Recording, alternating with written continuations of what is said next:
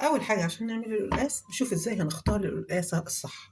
اول حاجه هاتيها طازه، بمعنى ايه؟ الجزء ده يبقى لونه كده ايه، بامبا كده فاتح وردي، يبقى اذا دي طازه. تاني حاجه ما تجيبهاش كبيره قوي ولا صغيره قوي، الصغيره قوي ممكن ما تستويش معاكي، والكبيره قوي ممكن بتبقى شايخه كده ومش حلوه ومش مسكره.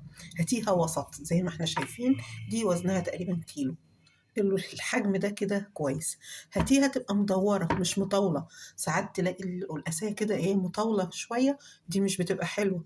هاتيها تكون مدورة. هاتيها كمان فيها الجزء ده، شايفة الجزء ده كده؟ الجزء ده معناه ان القلقاسية بتاعتك هتبقى حلوة. ميعاد القلقاس كمان هاتيه امتى عشان تخزنيه؟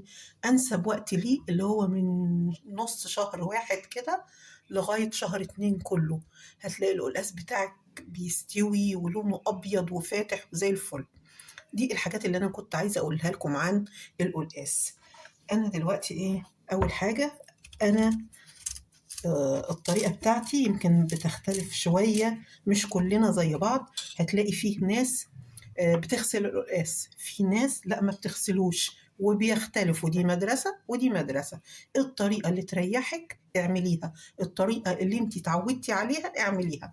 انا عن نفسي اتعودت على اني اغسله، في ناس كتيرة تقول لا غلط وكده انت بتنزلي الفايدة بتاعته مش عارفة ايه والكلام ده، بس انا جربت وكلتها عند ناس اللي هي مش مغسولة، نظرا لان انا مش متعودة عليها ما عجبتنيش. فبالتالي الطريقة اللي تعجبك اعملي بيها. حابة ان انت ما تغسليهوش، فبتجيبيه تقشريه وبفوطة نظيفة كده وتمسحيه كويس، وتبتدي ان انت ايه، تقطعيه وتطبخيه بالطريقة بتاعتك. انا هوريكم الطريقة اللي انا اتربيت عليها وسنين ما بغيرهاش خالص، هي دي الطريقة بتاعتي اللي بحبها. اول حاجة كده انا هقشر القلقاسة وارجع لكم. كده انا قشرت القلقاسة بتاعتي، ابتدي ان انا ايه، هقطعها.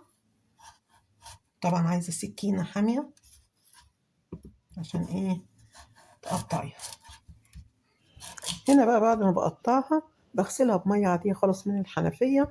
أنا دلوقتي بالليل فبغسلها وانقعها لغاية الصبح، والصبح بقى أفضل إيه أغسل فيها مرة واتنين وتلاتة وأربعة لغاية ما تخلص تماما من السائل اللزج اللي بينزل، وبعدين نطبخها بالطريقة اللي احنا